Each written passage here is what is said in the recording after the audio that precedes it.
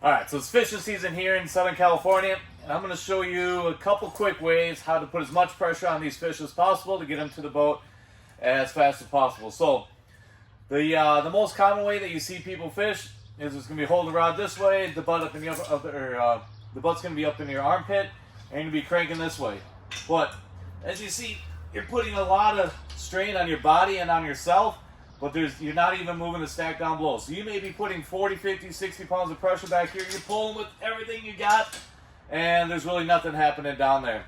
It's because of science and physics and fulcrum points are back here. You want to try to move this forward as much as possible. So there's two ways to put more pressure on the fish.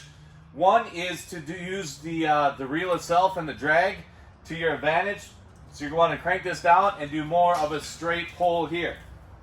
So where you're putting the drag up and you're using the reel's drag to pull straight. So you're not putting a lot of bend in the rod, you're just cranking straight and you're going to be pulling it this way.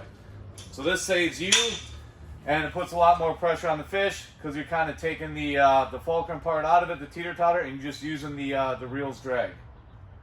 The second way and the best way to do it, I feel, is to use either the rail on the boat or some sort of system. So you can change the fulcrum from back here to up top here, and you can put a lot more pressure on the fish this way and take a lot of pressure off of you. It's basically you just use the rail on the boat, or there's some sort of systems that you put in, rail systems that you put on the side of the boat to move this forward and change your fulcrum to back here.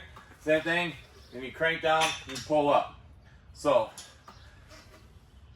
now you'll be able to move the stack. You're not using any pressure. You're not going to tire yourself out.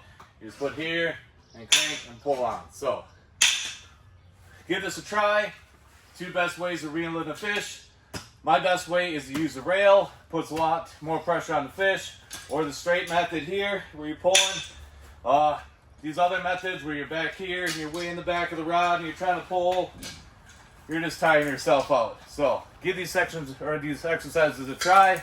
Practice with your rod. Get out there, figure it out for yourself. Build up those arm muscles, shoulder muscles, forearm muscles, and have a great fishing season. Coach Ken here.